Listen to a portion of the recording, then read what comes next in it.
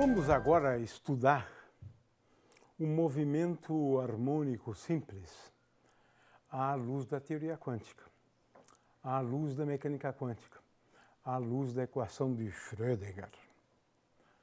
Agora, por que o oscilador harmônico simples, o seu estudo é tão importante? Nós já contamos um pouco dessa história, né? Onde se pensava que a radiação no interior de uma caixa aquecida, a solução desse problema era levada à solução de um problema envolvendo osciladores. Hoje a gente entende isso de uma maneira um pouco diferente, não importa. Mas, de novo, por que osciladores, né? Osciladores harmônicos simples, né? São relevantes no contexto da física quântica, né? Veja, não existe isso. Você não coloca um elétron numa molinha e solta ele. Não, isso não existe. Então, por que é relevante o oscilador harmônico simples? A razão é simples. Se eu tenho uma partícula,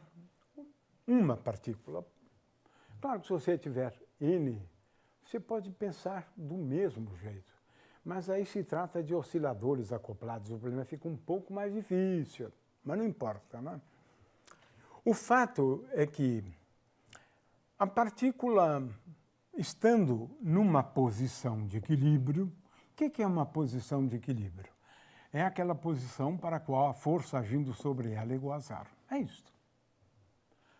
Agora, se eu considerar movimentos, né, próximos da posição de equilíbrio, então pode-se mostrar que F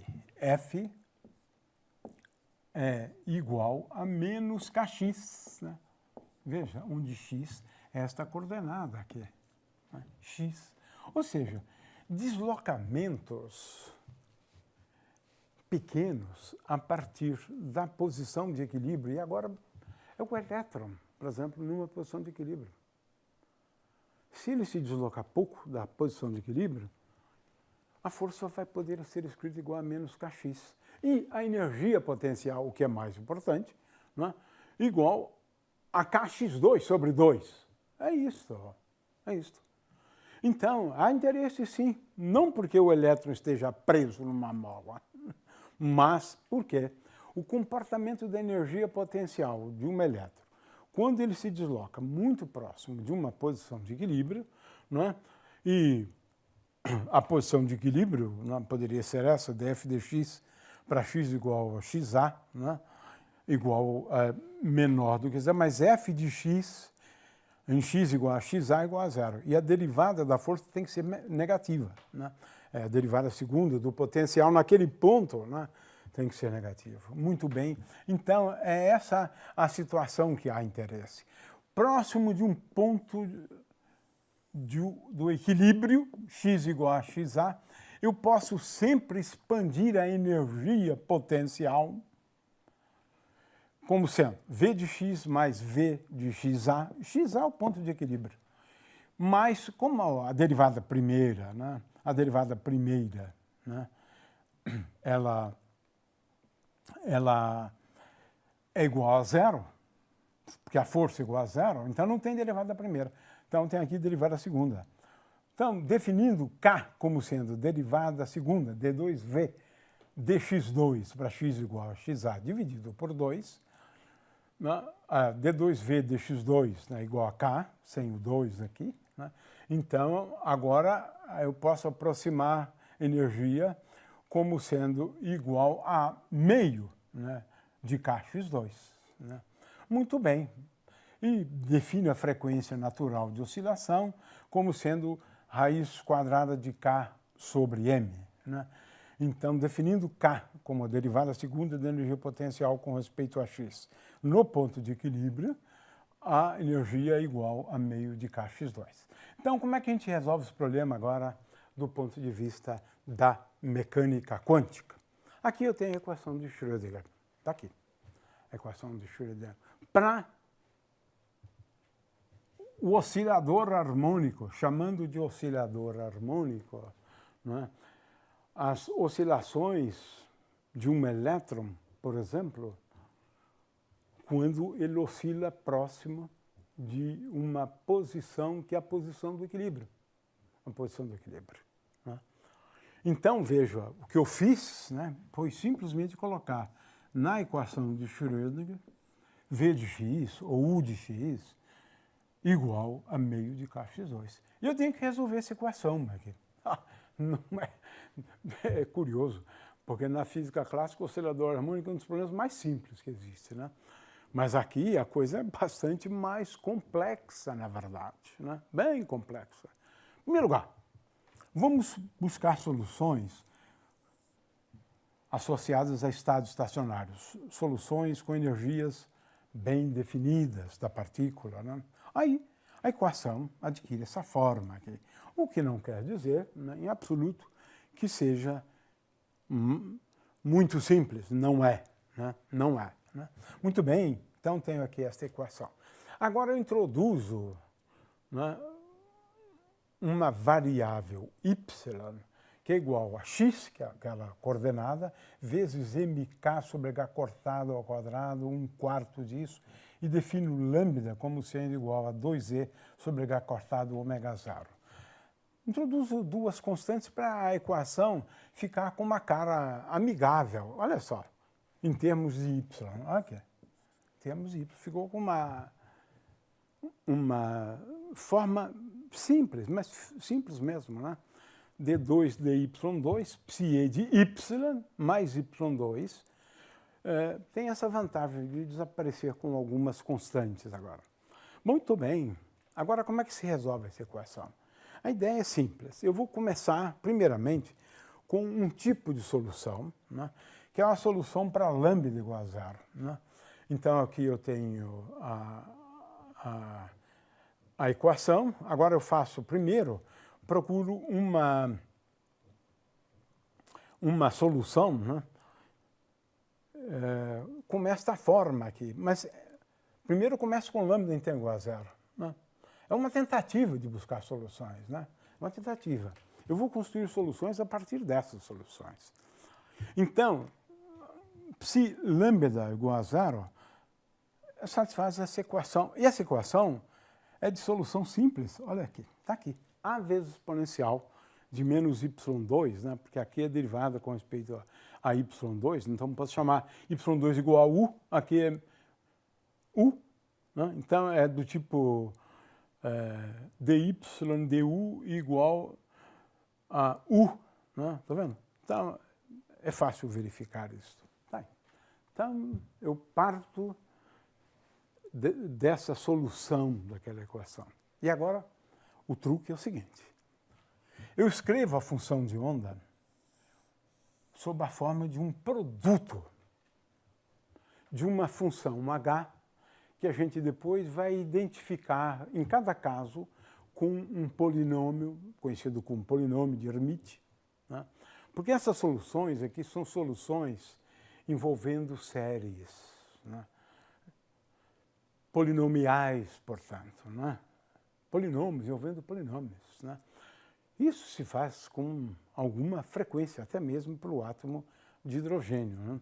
Agora, escrevendo assim e sabendo da expressão aqui, né, para psi0, veja, eu sou levado a uma equação diferencial dessa forma aqui. E essas equações diferenciais, muitas delas, têm sido muito estudadas, né? Muito estudadas, né? Então, vamos lá. O que se propõe para essa função h aqui, né? Vamos lá. Bom, já expliquei quem é lambda 0. Acabei de escrever de novo, né, a equação para h. E agora, aqui está o pulo do gato. O pulo do gato, né? Muito bem. Eu escrevo, é uma proposta, né? É uma proposta de solução. Eu escrevo aquela função como sendo dado por y elevado a uma potência s, vou depois determinar a potência s, né? Y elevado à potência s, vezes A0, mais A1y, mais A2y2, mais A3y3. Isso aqui não para nunca, na verdade. Toda uma série com infinitos termos. Cuidado, com infinitos termos. Em princípio, né? E aí você substitui lá na equação, né? E você obtém uma série de relações, né? A primeira, praticamente, é que S vezes S menos 1 é igual a 0, né? O que já, de certa maneira, identifica esse S, porque o A0 eu quero preservar, tá certo? A0 eu quero preservar. A segunda é que A1 é igual a 0, então o primeiro termo lá da série, né, ele é igual a 0. Né?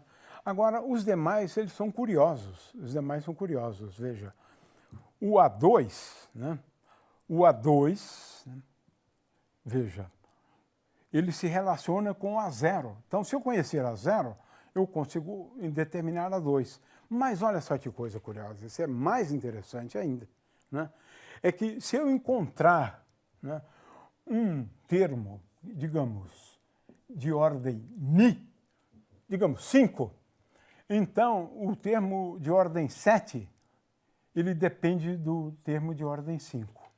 Então eu posso começar com uma 0, aí eu vou encontrar o A2, está aqui. Depois o A4, depois o A6 e assim por diante. Se eu começar com uma 1, depois eu vou encontrar o A3, o A5 e assim por diante. Olha só, agora tem uma coisa curiosa. Eu posso perfeitamente, nesse caso, então, eu posso perfeitamente parar num termo N aqui. Paro aqui. Eu paro aqui, né? Aí eu tenho a seguinte situação. Se eu parar no primeiro termo, eu tenho uma função de Hermite de ordem 0. Ou um polinômio de Hermite de ordem 0. Se eu parar em A1, A2, polinômio de Hermite de ordem 2, e assim por diante. E assim por diante. Então, vamos voltar aqui um pouco. Muito bem, eu tenho todas essas relações aqui, né? Também esses polinômios de Hermite, agora estamos falando dos polinômios de Hermite, né? Eles são tais que h de mais ou menos y é igual a mais ou menos h de y. São, portanto, funções pares, né? Pares, né? Muito bem. Agora, se eu parar, né, num determinado termo, eu acabo encontrando, a partir daquelas relações, que se eu parar no termo de ordem n menos s mais 2, então eu obtenho que 2n mais 1 menos lambda, essa é uma exigência, né, para que o termo de ordem menos 2 dele seja diferente de 0, eu tenho essa expressão. Olha só que coisa curiosa, eu já daqui deduzo as energias do oscilador harmônico. Eu só impus aquela condição sobre os coeficientes ali, né? Que eu paro num determinado termo lá. E para que o anterior não seja nulo, eu tenho essa condição. Portanto, como lambda está relacionado à energia, lembrem-se disso, dessa condição aqui, eu deduzo, olha só, que coisa linda, interessante, simples. Eu só olho para os coeficientes, né, e vejo, né, qual é a condição que precisa ser satisfeita para que um deles, lá na frente, seja igual a zero, porque eu vou parar ali. Né? É isto. Quantização de energia. Dá um pouco mais de trabalho na teoria quântica, né? Um pouco mais de trabalho na teoria quântica. Então, os níveis de energia são esses, dados por essa expressão. Nós já obtivemos essa quantização utilizando a formulação matricial, na verdade, mas agora não. Agora é com a equação de Schrödinger. É muito mais complicado, né? O fato é que agora nós estamos diante de polinômios, né, de Hermite que satisfazem a esta equação aqui. Agora nós estamos diante de polinômios ou funções polinomiais de Hermite. São polinômios, veja bem, de grau n, né? E eles satisfazem essa equação aqui. Eles são obtidos a partir dessa função geratriz, que tem uma cara bem simplesinha, né? Essa função geratriz. O que significa isso? Hn é dado por derivadas dessa função geratriz com respeito a S n vezes, fazendo agora S igual a zero. E agora eu posso escrever a própria função geratriz em termos de potências de S. São expressões realmente muito bonitas, relativamente simples essas expressões e muito úteis, né, em relação aos polinômios de Hermite, né? O fato é que eu posso escrever, né, como eu disse antes, né, aquela expressão em termos de somatória, posso efetuar integrais dessas funções geratrizes, né, e que me ajudam, na realidade, a impor certas condições que são importantes para as condições de normalização. Veja, né? Porque agora eu vou normalizar dividindo por esse fator aqui, na verdade dividindo por uma raiz quadrada desse fator. Então, usando certas integrais sobre as funções geratrizes, eu sou capaz de obter expressões como essas sem fazer integrais. Isso é espetacular, né? Uma outra forma também de escrever esses polinômios, né, é desta maneira, que é e elevado a y2 dn de e elevado a menos y2 dyn. E agora que eu tenho uma condição também que é interessante de ortogonalidade entre esses polinômios, né, que vai ser útil depois, né? Eles são ortogonais neste sentido aqui, né? Ou seja, são iguais a zero se m for diferente de n, né? Se m for igual a n, eu tenho essa condição aqui. Os primeiros, como eu havia antecipado antes, né? H0 de y igual a 1, né?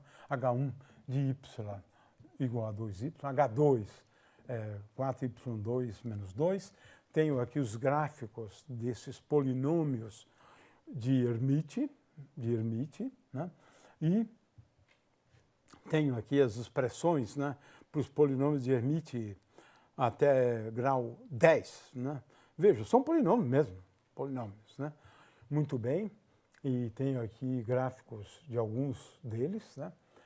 O fato é que, resumindo, né, as autofunções, né, para energias bem definidas, né, eu te coloco com o índice n aqui, psi n de y, né, é igual a Cn Hn de y, psi de lambda igual a zero de y. E para que a gente tenha esses polinômios como sendo ortonormalizados, né, é preciso agora que essa constante Cn seja dada por esta expressão aqui, né? Com isso, então, nós temos essa função de onda normalizada A1. Eu preciso ter esse coeficiente, então, Cn dado por esta expressão. E, finalmente, eu tenho aqui a função de onda associada à energia, né, como nós apontamos antes, né, N mais meio, né,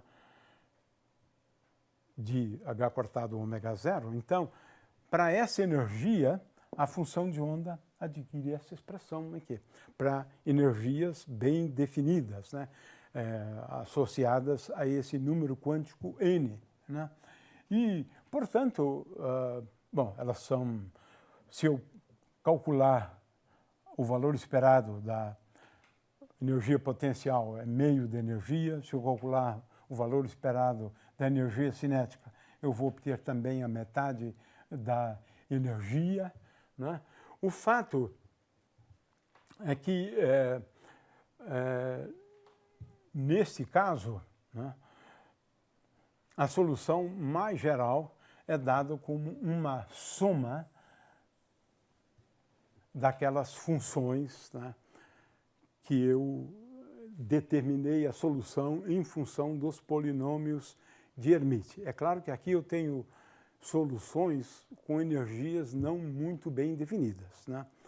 Mas, de qualquer maneira, quando eu considerar um estado com uma energia bem definida, caracterizado pelo número quântico n, então eu tenho que utilizar apenas aquele polinômio de Hermite associado a esse nível de energia.